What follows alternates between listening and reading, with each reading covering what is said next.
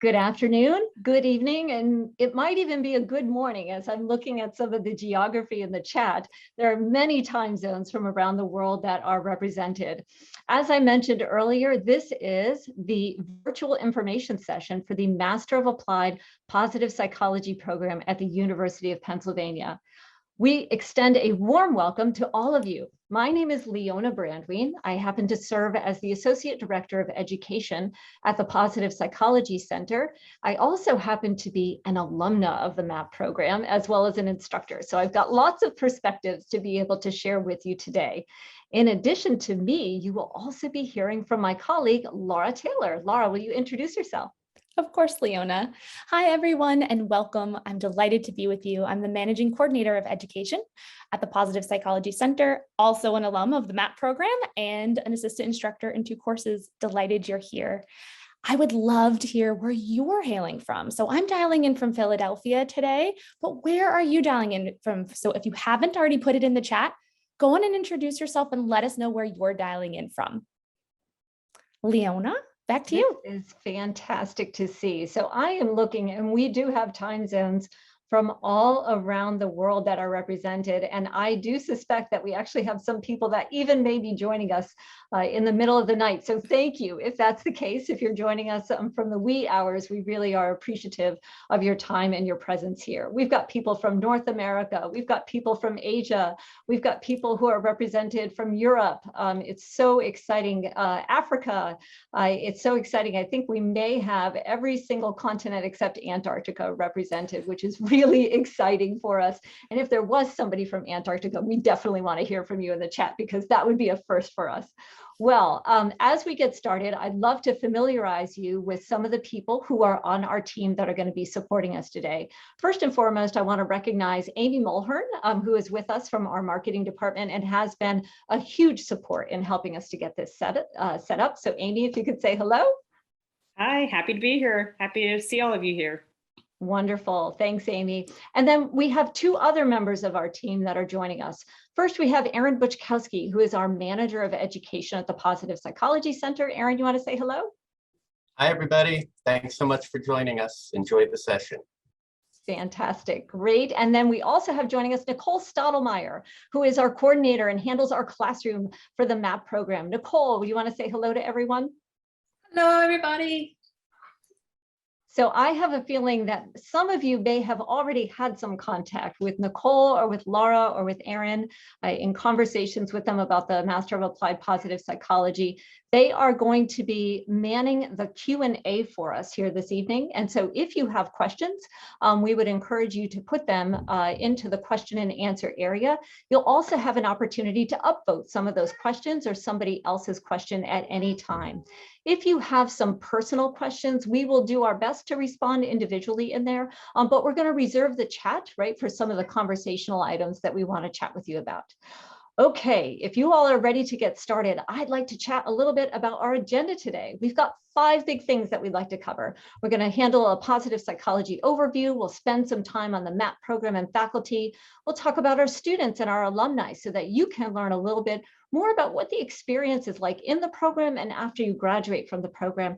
And finally, we're going to reserve some time for Q&A with all of you. So if all of you feel ready, we're going to go ahead and we're going to dive right in because we have a lot to cover. All right, let's get started. First, we're going to spend some time chatting a little bit about positive psychology. And I can't mention positive psychology without mentioning Martin Seligman. So some of you may be familiar with this gentleman. Martin Seligman, or Marty, as he's known to us at the PPC, is our faculty director and our founding faculty director of the master's program in positive psychology. He's the director of the PPC as well, which he founded here in 2004. So why do we refer to Marty as one of the founding fathers of positive psychology? So Marty was the president of the American Psychological Association in 1998. And at that time, in his presidential speech, he challenged the field that the field of psychology needed to move beyond simply trying to remediate pathology, but also that there was something beyond just the absence of disease and the absence of pathology, which was something called flourishing, and that we could build some of the things that were related to flourishing and help to amplify them by actually naming them, beginning to study them, and cultivating them in humans. So he co-wrote an article that was a seminal article that was in American Psychologist back in 2000 with Mihai Csikszentmihalyi. And they actually established the field of positive psychology by saying that we should study both the individual traits, the experiences, and the institutions that help to create flourishing. So that got us started in the field of positive psychology, and it has grown tremendously since then. There are hundreds of researchers around the world who are studying many of the items that Marty had mentioned and more. So there's really been a burgeoning literature in positive psychology. There have been professional applications that have sprung up across many different domains. A degree program has sprung up, which we are here to, which all of you are here to learn more about this evening. And then, of course, the founding of the International Positive Psychology Association in 2007. So since you're here to learn about the Master of Applied Positive Psychology program, let's do a deep dive. And we can't do that deep dive without learning a little bit more about the Positive Psychology Center here at the University of Pennsylvania. So Marty founded the Positive Psychology Center in 2004. The Master of Applied Positive Psychology program was started in 2005. So the mission of the center is to support research, application, and education in positive psychology. And I'm going to do a little bit of a deeper dive into the research and application pieces, and then we'll spend most of our time speaking about education. So on the research side, as you're aware, there's been a tremendous amount of research that has emerged from the PPC, including some of the work related to the World Wellbeing Project that looks at big data and how we can assess people's level of flourishing around the world. There's some work that's being done by our friend Jared Clifton around primals, which are a worldview that can help to predict people's state of flourishing as well as depression. There's work around the humanities that's being studied by somebody else I'll be mentioning very soon, as well as other topics like transcendence, and in the character lab studying grit and character strengths that help students to be able to thrive, from Angela Duckworth. On the application side, we also have some experts in application who have done some of the largest scale applications that have been conducted in positive psychology to date, with such large populations as the US military, with other universities. They've worked with professional sports teams, large corporations, and even the Department of Justice. So many of those applications have been run through the Positive Psychology Center. But on the other side of that slide, you see education. And we've got 3 different streams in education that are designed to appeal to a variety of learners, including our MOOCs, which are our foundations courses in Coursera. We have our Applied Positive Psychology certificate, which is our undergraduate certificate, which is all online, affectionately known as APOP. But for our purposes today, we'll be speaking about the Master of Applied Positive Psychology program, which you will hear us refer to as MAPP for the rest of the evening. Okay, so let's go ahead and let's dive in, and let's speak just a little bit about MAPP program and its faculty. So I had mentioned that there was a gentleman who was involved in studying the humanities that I was going to be speaking about later. And that gentleman is Dr. James Pawelski. So James wears a lot of hats at the PPC and outside of the PPC too. So when Marty was really thinking about starting a master's program in positive psychology, he knew he needed some help. And so he invited James Pawelski, who at that time was at Vanderbilt, to come to the Positive Psychology Center and assist him in getting this Master of Applied Positive Psychology program off the ground. So James is not only the founding director of the MAPP program, he's also a professor of practice at the Positive Psychology Center. And he studies the humanities, thinking about arts, literature, music, etc., and their effects on human flourishing. In case you're wondering, you may have also seen James Pawelski. He is also the founding executive director of the International Positive Psychology Association. So he has really invested so much of himself and so much of his heart in really helping to support positive psychology, both at the University of Pennsylvania and worldwide.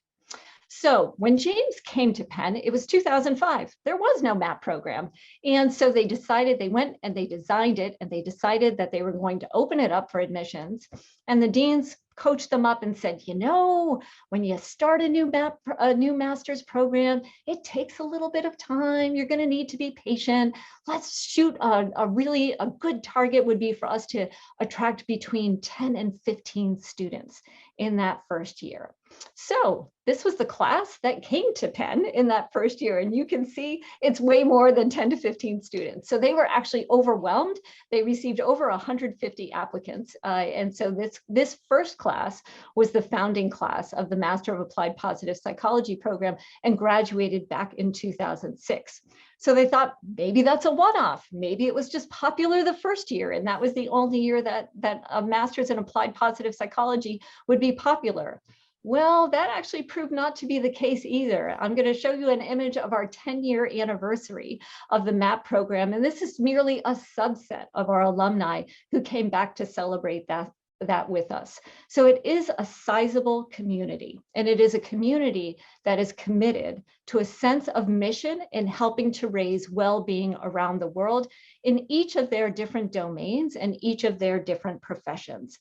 Right now, our alumni actually number over 600, which is really amazing when you think, I think when I went through the MAPP program, there was all of 100 alumni that were in the program. So now that we are in our 17th year of MAPP, to hear that there are over 600 alumni in the program is really exciting. We're really getting some critical mass in this community of individuals that are helping to meet Marty's goal of 51% of the world flourishing by the year 2051 through a variety of different approaches. So let's talk about the MAPP educational design.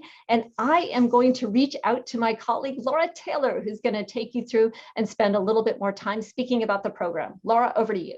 Thanks so much, Leona. Yes, so the MAPP educational design is something I know you're all waiting to hear about. And let's start by thinking about what it's intended to provide you. It's intended to provide you with extensive academic preparation in positive psychology as we look deeply at the theories, empirical foundations of positive psychology, and consider the ethical application. It is a 1 year a full-time study. So our applicants start each fall and complete their capstone projects at the end of the summer. MAPP is a professional master's degree. Well, what do we mean by that? It means that we enable scholarly practitioners in areas in which they are already expert. It is not a separate license or credentialing, as by and large, our students work with non-clinical populations. Our intention is that for students to apply positive psychology and help individuals to flourish, not just in a psychological context, but anywhere where we can find human beings. And specifically, I'd like to mention that MAPP is not considered a research master's. A small percentage of our students elect to do a research capstone project if they intend to go on to a PhD in the following years, but about 95% of our students are truly interested in becoming scholarly practitioners, and they think about how to take positive psychology out into the world with their capstone project, really focusing on those areas of application. More to that later. MAPP is structured in a hybrid model. Now, what do we mean by that? That means we have both synchronous and asynchronous classes. Our intensive on-site classes are about 1 weekend a month. There are 5 in the fall and 5 in the spring semesters. And they are going to happen on the dates that are on our website, regardless of them being on campus or in our virtual classroom. We'll get to that in a moment as well. And distance learning periods critically happen between each on-site. So it is full-time study across the year. You can expect, I'm sure many of you have lots of questions about what will that format design look like in 2022, 2023? Yes, and you can expect for our program to make a decision sometime in January through our website. We are currently going through a lot of considerations to ensure that we are protecting the health and safety of our community, as well as the academic outreach and diversity of our student populations. And we'll be reaching out to get your preferences and information in addition to the considerations we have from the university, state, and federal legislature.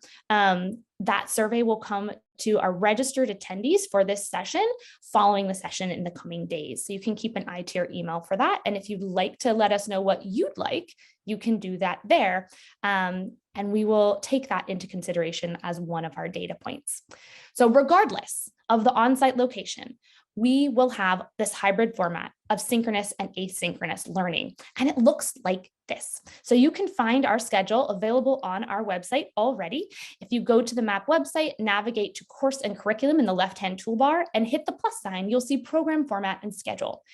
These are the dates for the fall onsites. And remember, you've got those distance learning periods in between every onsite. So it's not just those 5 days for immersion week or 3-day weekends that you see listed here. You will be in engaged in full-time study. The same thing happens for the spring semester of 2023. Again, the dates are listed here for you and on our website. And again, you'll have that distance learning period where you're engaging with all of your classes and cohort to ensure that you have robust learning in the area of positive psychology. Let's think a little bit more deeply now about what this hybrid design affords us through the Master of Applied Positive Psychology program. Well, one great advantage is that it permits students to continue working full-time. You don't have to stop life, work, and family commitments. Now, you'll see there's an asterisk there at the end of that full-time, because what we mean full-time as in 40 hours a week or so, which is a standard full-time position. We do not mean 80-hour week jobs. We are aware that some people are engaged in many more hours a week for their work commitments, but we encourage you to ensure that you understand that MAPP will be full-time study, and that looks like about 20 to 25 hours a week on your studies in MAPP when we gauge our alumni on how much time they're spending on their MAPP assignments. So please do think about that and plan accordingly. One thing that's great is it doesn't require residency in Philadelphia. Even when we are on site, most of our students typically domicile in their own communities and continue to work full-time as they pursue full-time study in the MAPP program. The hybrid design enables a diverse student cohort, and that allows students to participate from as far away as Europe, Africa, Asia, and Australia, which is why we're seeing such incredible locations flood into our chat today. So welcome to all of you. We are excited to maintain that. We feel that the diversity in our classroom experience, both professionally and geographically, enhances the educational opportunities for our cohort by increasing discussions and a variety of diverse perspectives for our students. And it doesn't just allow that diversity for our student populations, it's also increasing our educational experience by allowing us to have participants and leading faculty from a variety of institutions who come to us in this hybrid model. So some benefits that we get from the hybrid model.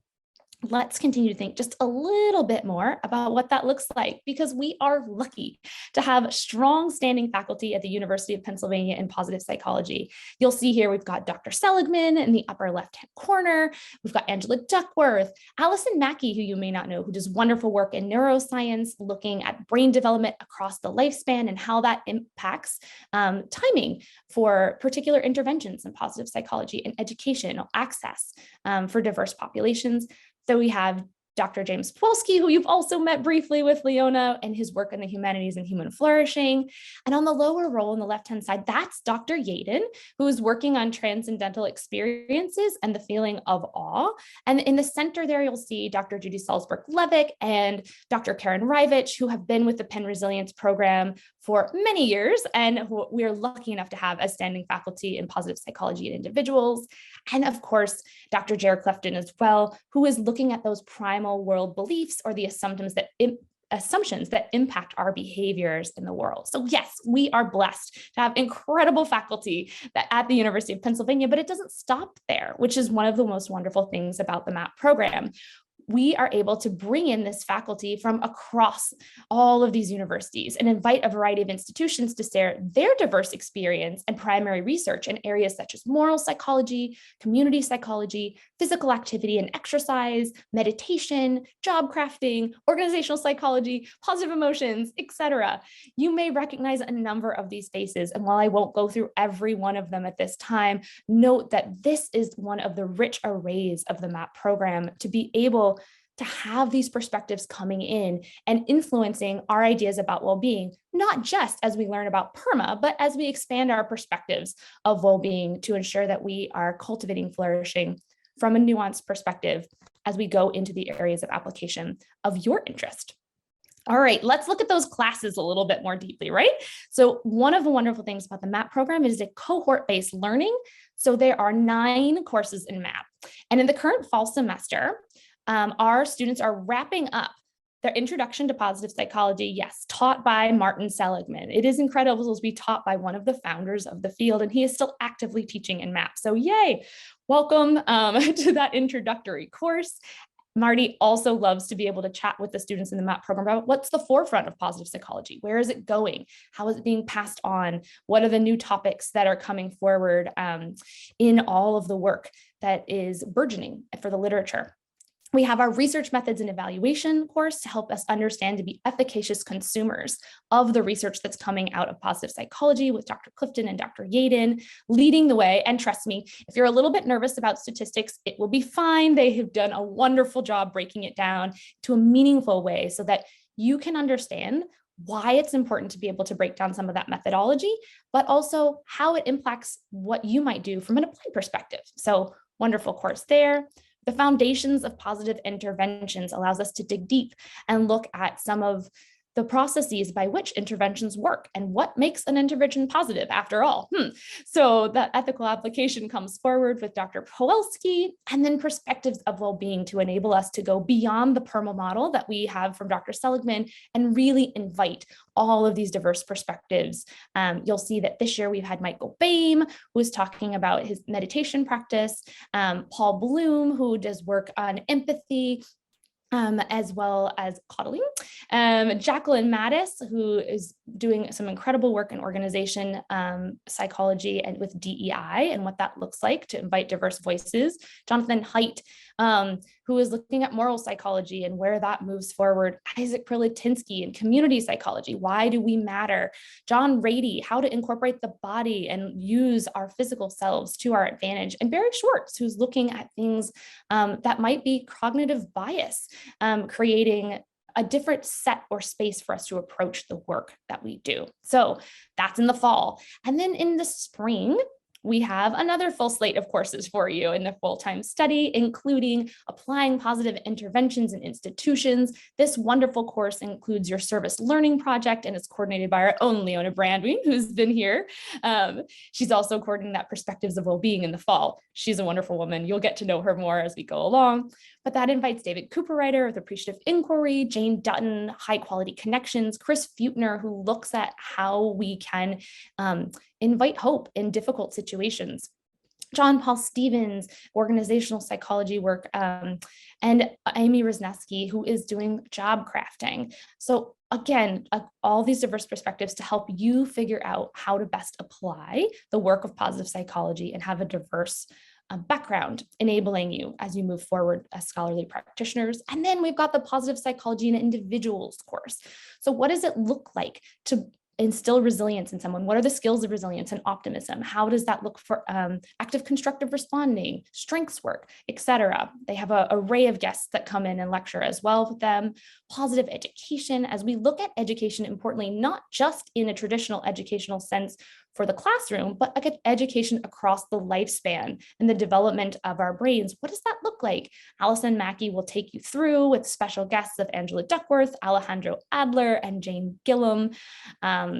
Again, bringing much needed and rich perspective to the program. And then, of course, the humanities and human flourishing course. So we look at what do the disciplines of the humanities bring to us and what are our opportunities to integrate them in positive psychology so that we can increase flourishing in our lives. All of that wraps up in a very special summer course called your capstone project. And this independent project integrates what students have learned across the year in the MAPP program, but also advances that application of positive psychology within their own area of interest.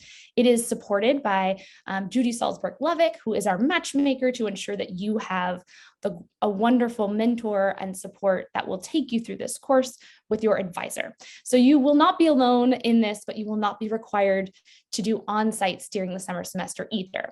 Some prospective students ask, well, if it's only one course in the summer, I won't be dedicating that much time. Oh, but you will. So please consider this full-time study for the entire year. It may look like one course, but you will want to have a similar amount of dedicated time that you do in the fall and the spring to pursue that wonderful project of your choice and engagement.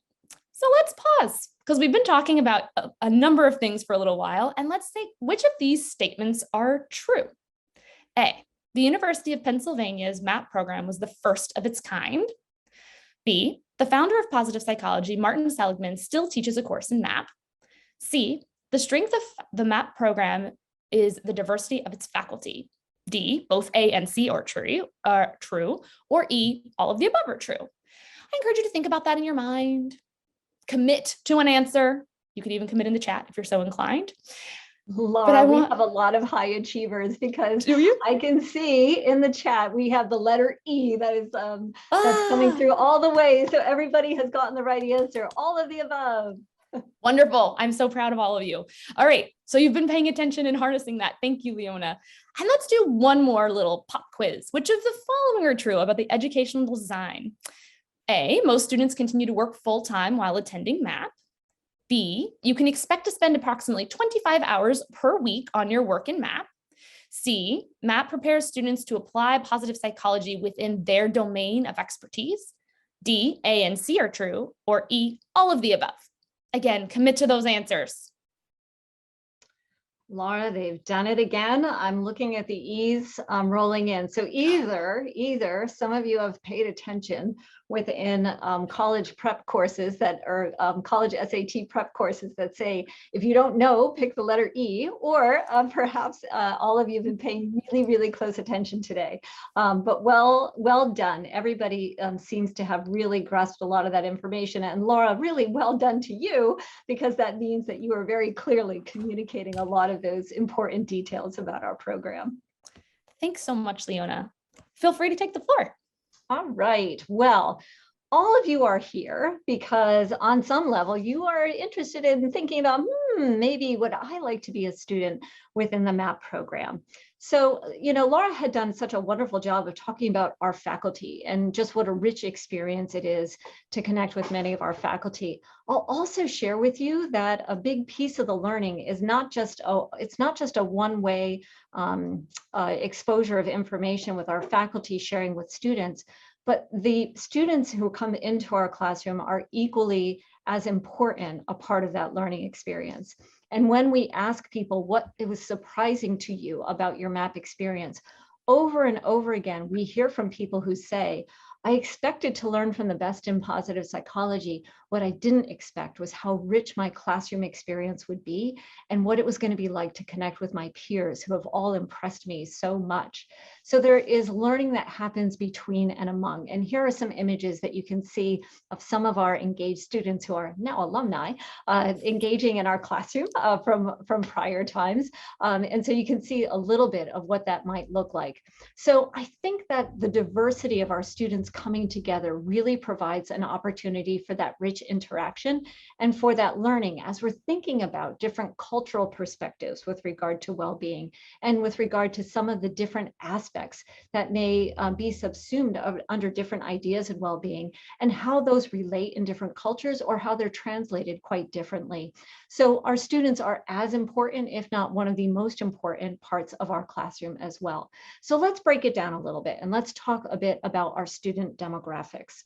So from an age perspective, our students range from our youngest student was accepted at the tender age of 21 years of age to our oldest student actually joined us at 70 years of age. But really the range, if we were going to take a look at that bell curve, averages somewhere around the mid-30s, right? Typically it's a mid-career professional, but we do have a percentage of our population that comes to us as fairly new grads, and I'll speak about that in just a moment. As we had mentioned, and as you noticed, when we looked at the geography of who's in the room today, and we saw that we had nearly every continent represented, we're sharing with you here. These are some of the countries that our alumni have hailed from. And so you can see that it's a very, very wide geographic range. We're delighted that this year we've got a number of new countries that are represented in our classroom with Sudan and Russia. And so we're very excited to welcome some of those students into our class. But each of these perspectives provides a rich perspective. And so when you layer on some of that geographic and cultural perspective, along with differing professional perspectives, it gives you an idea of exactly how rich some of those exchanges might be in the classroom. So let's think about that geography. I'll actually just share an image now that was from one of my classmates. We had actually put a map up on the wall during one of our MAPP on-sites, and we decided to plug in a little pin where each of us was from. And so you can see that while there's a cluster in North America, you can also see an array of individuals in that particular class that were joining us from around the world, including 2 from Australia and 2 from New Zealand. So I can promise you, for me, it was only about a 4-hour commute to get to the University of Pennsylvania campus. And if I was feeling sorry for myself or feeling tired, all I had to do was think about my classmates who had spent 22 hours on a plane to be there. And it really got my attitude on straight right away. And I really wanted to pay attention in class because it was really meaningful that they had invested so much into their educational experience. So we've talked about some of the layers from a cultural and geographic perspective, and now let's talk about some of those layers from a professional perspective. So we have an array of different professions that have been represented in our classroom. And I'm going to go through some of these quickly, but I'll sum it up for you right now by saying you can find a relevant application of positive psychology almost everywhere that you find human beings. Because what human does not wish to be well, right? And so well-being matters no matter whether you are at work, whether you are laying in a hospital bed, whether you are playing with your children as a parent, whether you are interfacing with a romantic partner, whether you are a teacher in front of a classroom. There are so many different ways that we interact with one another as social beings.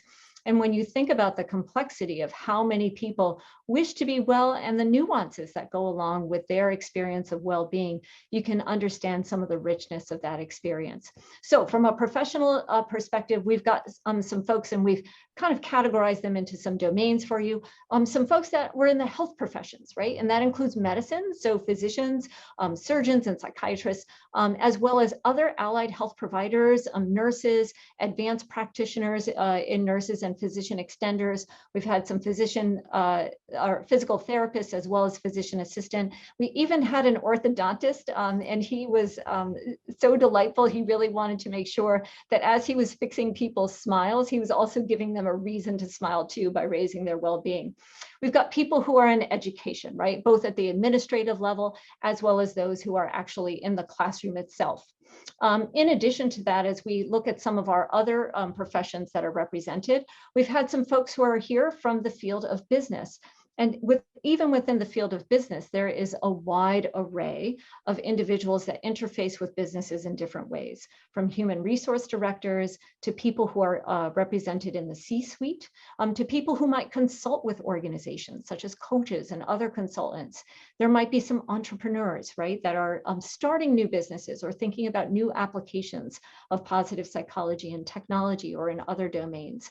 We've had a recruiter that's been a part of our class, and actually several CEOs. So it really is a wide array. And then unusually, the legal profession is actually well represented in positive psychology. And part of that is because the field of law is especially hard on individuals' well-being. And so we have a number of attorney practitioners. I think the last time that I counted, we have over 18 attorneys that have graduated from the program. Okay, so then we've got, a lot that fall into that bucket of other. We've got individuals that are working in the nonprofit arena, right? And really thinking about how to work with individuals both within the United States and internationally around raising well-being. We have had religious and spiritual leaders that have joined us, from rabbis as well as other individuals that interface with individuals, spiritual counselors and others. We've had some individuals that are involved with politics, some engineers. We have had some military personnel that also have been a part of our program and are bringing some of their work back to their own home base, right? And helping others to flourish, sport and journalists and others. So you can see it's a wide array. And when I had talked to you about the average age of individuals who are coming, I had said mid-30s, but that doesn't mean that's the only age, right? We've got a wide array of individuals, and particularly roughly about 20 to 25% of our classroom might be what we would call recent college graduates. And I would define that as somebody who graduated within about the last 5 years or so that come into our classroom. So what is the experience like of being a student in our classroom? We've got a couple of images that might help to bring that to life for you. And I will also share, we have had the experience of the MAPP classroom synchronously, both in our on-campus format, which is on the Philadelphia campus, and on our virtual campus format. So you just saw the Philadelphia campus, but we do have a lot of fun on our virtual campus too. Here's actually an image of MAPP 16 from last year. They surprised us with what I would call team uniforms, for lack of a better term. They called themselves the Orange Crushers, and so they all wore Orange Crush t-shirts. And then they also surprised us. We have a lot of fun, but we also try and walk our talk, right? So our pedagogy is designed in a way that is really implementing and embedding the principles of positive psychology. And here was one really surprising and meaningful moment where they decided to thank us and surprise us by having some posters that were ready to go to express some gratitude for us. So there are a variety of ways in which we have fun within this community, and we do embed some of those principles of positive psychology. One of the other things that I'd love for you to think about is we actually have our students work together. When we've got a large class of about 50 individuals who are there, that there's also power in working in small teams and small groups. And so students who come into our classroom are working in a cohort of about 3 to 5 people. And that helps them to stay in touch during the distance learning period, but they also have some special projects that they work together on. And as they come together from all walks of life and collaborate on some of those projects to deliver for us, it really does help to enrich the learning experience even further. In particular, I would wish to mention, as Laura had said, the service learning projects, which are near and dear to my heart. We partner with a number of nonprofits, both in the United States and around the world in the springtime, to give our students an opportunity to roll up those sleeves and practice some of their positive psychology skills by working on a semester-long project that is designed to support individuals who are seeking to apply positive psychology in the domain of their choice. So that gives you a little bit of an idea around the student experience, but you may be curious about what happens when you graduate. You become an alum of the program, right? And so you may be curious. I had mentioned that we have 600 alumni. What can I do with a MAPP degree? So there are a variety of ways, as you saw, all of the diverse professions that are there are a variety of ways that people are applying positive psychology. So in particular, I'd mention some of the folks that are actually on these slides. Julia Poole, who is one of our alums who has been working in the field of education and has studied what exemplary teachers who are working in very challenging environments, what prevents them from burning out, and has actually operationalized that into a program that supports other urban educators to ensure that we're retaining talent where we need it the most, right? In some of the most challenging educational environments. Chad Thomas, one of our beloved alums, Chad works for BetterUp, which is one of the largest providers of scalable coaching in the world, and take a very data-driven approach to helping employees to flourish in organizations by customized coaching approaches and one-on-one coaching with them. So Chad was a fantastic contributor and continues to contribute broadly to our community, as well as does his classmate Denitsa, who is there. So there are a variety of ways that our alumni contribute. We can distill some of that down into some numbers. And so when we chat about some of our MAPP alumni by the numbers, it's hard to define, right? Because we have such diversity, and there are an array of ways that people are contributing their work. But we do have some business owners and CEOs. We have a cluster of alumni who have actually written books. And so that's something that I would highlight for you, that we've got many that have published sometimes even more than one book, 2 books or more. And so we have some that have published 3, and I think we've even got one that's up to his 4th book at this point. There are a variety of articles that our alumni are publishing all the time. Through writing, there's a great opportunity for them to communicate about positive psychology, and not just to repeat information that they've learned, but to take some of those concepts and begin to think about unique applications of them and how they apply with some of the current challenges that we have in the world. So that includes both blog articles as well as journal articles, right? Peer-reviewed journal articles where we have a variety of alumni that have flexed their scientific muscles and have done some studies for us. In addition, our MAPP alumni are also providing some leadership on a global scale. So we have a variety of alumni that we're proud to report have been involved in starting new associations. So these associations are mission critical in advancing both leadership and community at the global level. We're proud to report that the founding executive director of the International Positive Education Network was a MAPP alumna. The Positive Education Schools Association, which is in Australia, a worldwide leader in positive education, was actually co-founded by one of our alumni. And in addition, the Canadian Positive Psychology Association has 2 of our alumni that were critical in its founding. The Chinese Positive Psychology Association has MAPP alumni that were critical in its founding. The Colombian Positive Psychology Association has a MAPP alumni, and the Japan Positive Psychology Association. So there are a variety of organizations around the world that have been served really by alumni of our program that are leading the way. And one other organization that I mentioned that's not listed here is the International Positive Psychology Association. Many of you are probably familiar with IPA. They've hosted 3 events this year, and a variety of our alumni have participated and done some work to serve them, including our own Laura Taylor, Jenny Brennan, Reb Rebely. I myself have served in IPA, and of course, you know that James Powelski was their founding executive director.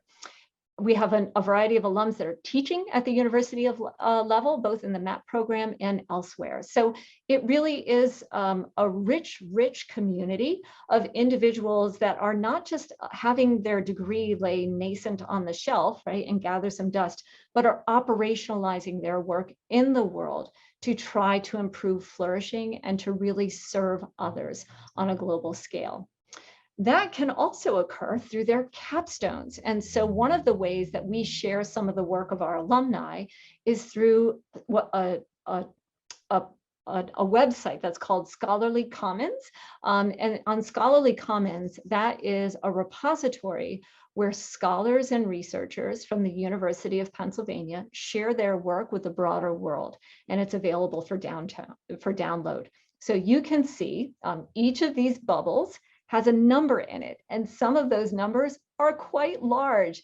As you can see, that red bubble that's right on North America numbers over 108,000 downloads.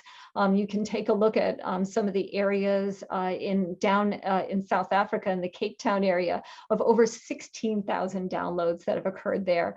You can even find places up in Greenland. You notice that there are 662 downloads. So it's one of the ways that we can create a ripple effect with positive psychology by sharing the unique work of our alumni out with the broader world. And you can see here just a snapshot of how far that can be translated into areas that we may not even be able to think about reaching, right, as we're considering that. So let's just take a little bit, one more look at what occurs in our classroom. You can see some of our alumni that are coming together for the summit and having some panel discussions together. Marty speaking to alumni during the summit, and even in that upper right, that's actually an image of one of our service learning cohorts from last year that was presenting their project to their cohort, which happened to be serving incarcerated individuals and how we steward the well-being of individuals who are even in one of the most challenging situations out there. So well-being really is for everyone, and we really are looking at unique applications and trying to challenge our students in that way. So perhaps you might be interested in coming to the MAPP program. And so in order to accomplish that of course will involve MAPP admissions. So I'm going to turn things over to Laura again to chat a little bit about that. Thanks so much, Leona. Yes, so if you have been sitting here thinking, yes, that's me, I have an idea, I have a vision, I have a unique application for positive psychology, please, we encourage you to apply. Our application deadline is March 1st of every year. So this coming year will be March 1st of 2022 to begin in the fall of 2022. The required materials can be in our application overview page on our website, but you'll notice you'll need a resume, essay, which has multiple questions that are listed on our website for your review, 3 letters of recommendation, all of your transcripts, and I do mean all of them. So if you took a random course at a summer college, back halfway through your undergraduate career, we're going to ask for that too. So be prepared for that so you don't get sort of caught last minute asking and scrambling for those transcripts. All of your undergraduate and graduate transcripts will be part of the application. Transcripts that are coming from schools outside the US need to be evaluated through either educational perspectives using Certifile or the World Education Services or WES. That is in order to enable us to be able to have them translated in English and a proper scale so that they can be enabled for basic comparison and use in the process. So please do think about that now. It does take some time to get those translated and submitted. So that's not something you want to be doing, say, I don't know, the week before it's due. I would encourage you to give yourself at least a month if you are going to be working with international transcripts, and 6 weeks would be even safer. So it doesn't always take that long, but it can. So be sure you're giving yourself that leeway. We do have a couple of requirements in terms of testing. So if you have finished your bachelor's degree in the last 3 years, meaning if you have completed your undergraduate work after spring of 2019, for admission for fall of 2022, then you will need to take the GRE. And if English is not your native language, then we will ask you to do a TOEFL or IELTS to ensure that you are able to engage in our classroom, because it is a hybrid program and things move quickly in a 1-year master's level program. We just want to ensure that you are able to be up and capable and successful in that program. So please do note that you'll find details furthering those requirements on our website. So go forward. If you have any questions, you can always reach out to us, and know that our admissions decisions are always released by the end of June. So this year they'll be released by the end of June 2022. But that doesn't mean you need to sort of start thinking about what it could be like to be a MAPP student at that time. You can go in and think about that after your application is turned in. So a lot of people will come to us with questions about scholarship and financial aid and we have to recognize that education is both a personal commitment and a financial one. Tuition and university fees are billed by semester according to your enrollment. And since all MAPP students take the same courses, we have 9 courses in our curriculum, the costs are relatively predictable. So we encourage you to begin thinking about how you will finance your degree now. You can find our tuition rates broken down by semester or how they will be billed on our website. Of note, exact tuition rates for next year will appear in the spring of this current academic year. So in the spring of 2022, you will find rates for the fall of 2022. We'll update those as soon as we get those from the university. Financial aid at the graduate level is largely comprised of loans. That said, we do have some scholarships. So the Christopher Peterson Memorial Fellowship is one that honors Christopher Peterson, a founding member and creator of positive psychology, alongside Dr. Seligman, who was also an instructor in MAPP for quite some time. That fellowship is enabling diverse applications of positive psychology. So please take a look at those requirements on our website if that's something you feel that you would like to apply for. It's essentially a 50% scholarship for coverage, tuition coverage, and that will be a supplementary application. So you need to finish your MAPP application first, and then by March 15th, you would need to finish the CPMF or Christopher Peterson Memorial Fellowship application for review. And they will be reviewed in tandem. The Bei Shen Tang, if you happen to live in Hong Kong, we have an opportunity for you to be reviewed by this nonprofit and looking at some scholarships that way as well. We've also seen people come to the MAPP program on Fulbright or Rotary scholarships, particularly some international students, veteran coverage, Yellow Ribbon program, et cetera, as well as other scholarships and aid from employers, nonprofits, and myself, I was able to find something through a nonprofit that supported my particular area of application. So I encourage you to think about it and be creative. There are financial scholarships available out there. You do want to go looking for them. And because we have students coming from such a wide variety of backgrounds and expertise, it's difficult for us to manage that full list. So know that that's part of what goes on. There are also federal loans. If you live in the United States and you know that you are going to be financing part of your degree, you can go on and complete the FAFSA. They're already open online for fall of 2022. So you would go to the Gov website for FAFSA.gov and start that application process. Essentially, that federal loan will give you the lowest available rate, and it will cover $20,500 of your tuition costs that will be split in payments for the fall and spring semester.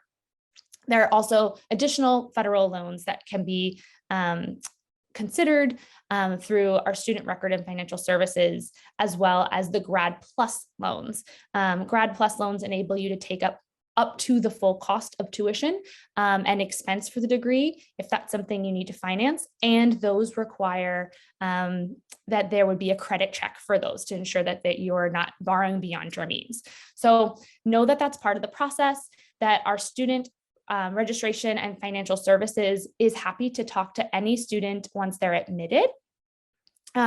So you don't have to wait and make a decision to be enrolled and then figure this out. So this is something that we want to be a partner with you on as you start to think forward, because we would love to see your application and we would love to see you in our classroom.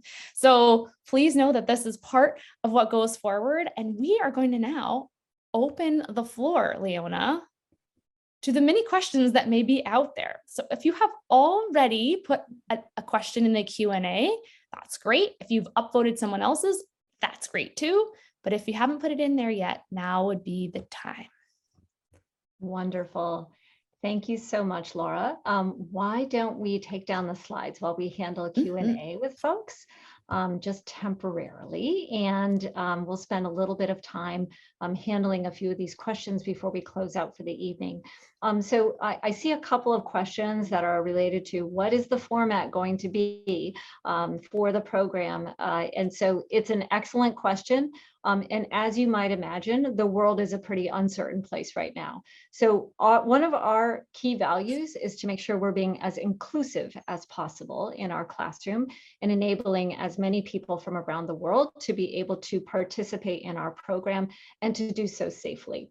So we are waiting right now. There are there's some information that we need to gather from the university. Of course, the university is staying in touch with government organizations and governmental leaders to really understand where some of those mandates with regard to the pandemic are going.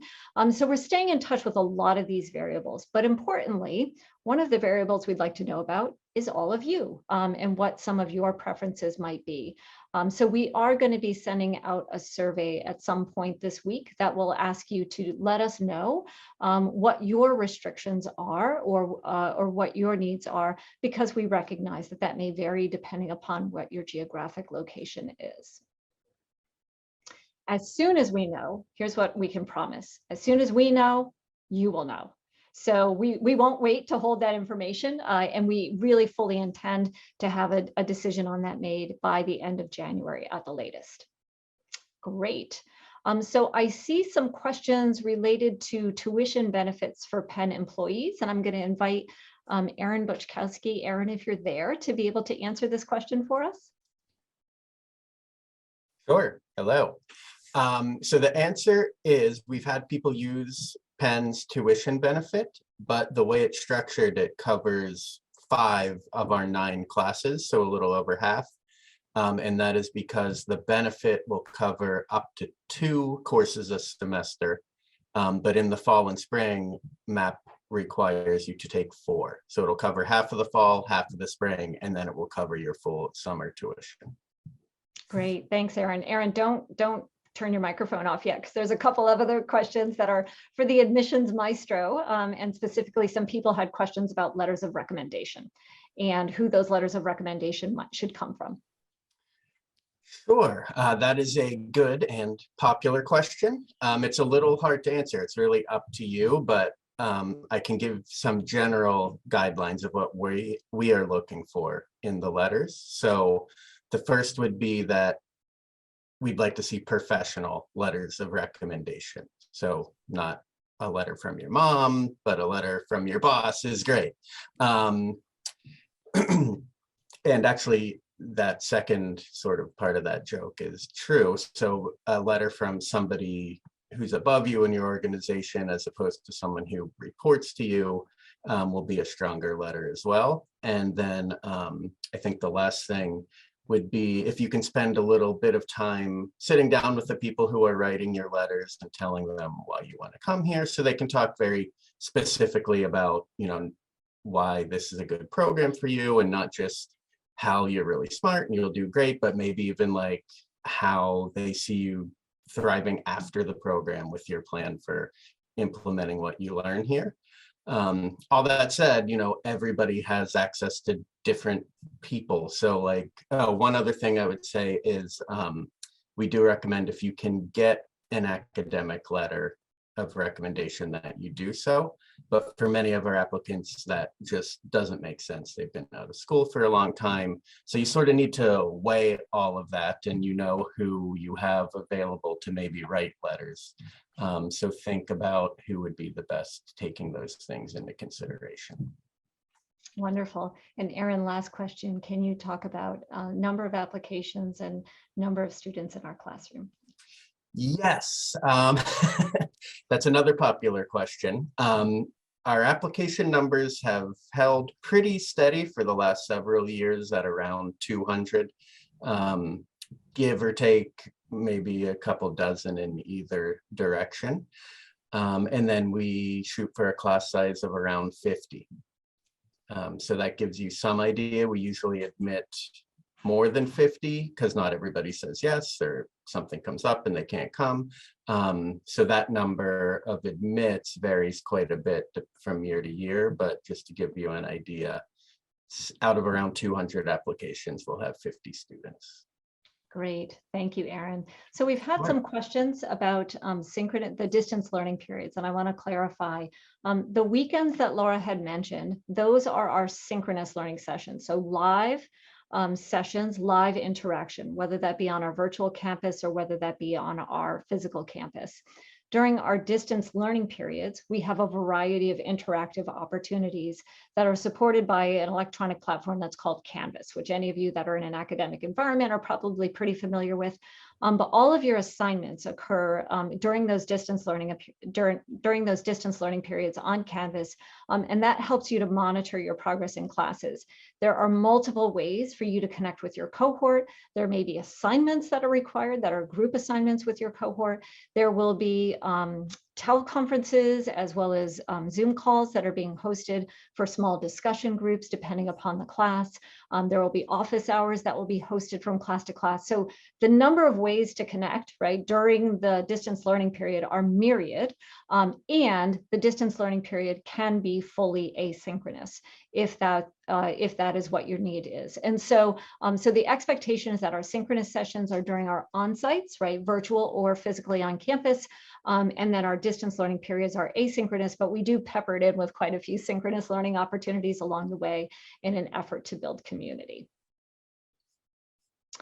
Okay, somebody asked whether MAPP is a pathway to a PhD. I'll say we have a small percentage of our students that do go on to study for a PhD, but when Marty created the MAPP program, he was really very focused on designing a program for practitioners who are applying this work out in the real world. He said psychology needs an engineering, and it was his goal to make the MAPP program the engineering of psychology. And so the intention is that this program is a professional master's designed to prepare practitioners. And we have a subset of our students who are interested in going on to a PhD. And if they are, then they pathway themselves a little bit early in their MAPP career so that they can actually conduct some research, because that's always necessary if you're moving on into a PhD program. And I'll also mention, I noticed that somebody said in the chat, is Dr. Sullivan committed to teaching at least one class for the 2022-23 cycle? Absolutely. Marty always says it's one of the best things he's ever done was create the MAPP program. He genuinely loves teaching in MAPP, right? And he always says, anytime I'm in a bad mood, I just tell my wife, tell me to go teach in MAPP because it always uplifts me no matter what. Okay, Laura, are you noticing anything in here that I am missing that are some general trends?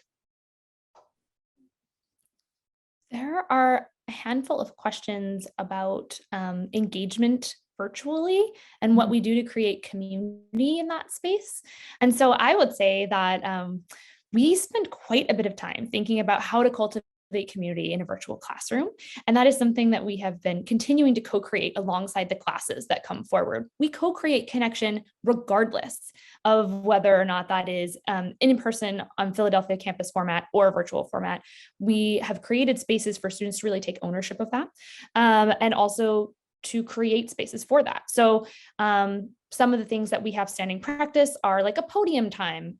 So if there's a break between classes and you would usually rush the podium to ask that one last question that you couldn't get squeezed into the Q&A with a particular speaker that's just burning inside of you, you have an opportunity to do that. We've created ways in which you can continue to engage in that way. We have had all sorts of different fun activities. I don't want to spoil all the ways in which we handle parties because we do love an element of surprise, both virtually and in person in the MAPP classroom. But I would say that we lean heavily into the co-creation of that design to ensure that there are both moments of opportune connection for students. We do like a party, and we also enjoy that cohort connection that comes from both large and small group discussions. So we facilitate many ways to include that learning and community. And I think you'll find that by virtue of working in the topic of positive psychology, it also facilitates connections that are relatively unexpected as an incoming and prospective student, because you will be asked to not just have knowledge about this work, but acquaintance with, as Dr. Pawelski likes to say. So you'll be asked to try on some of these exercises and interventions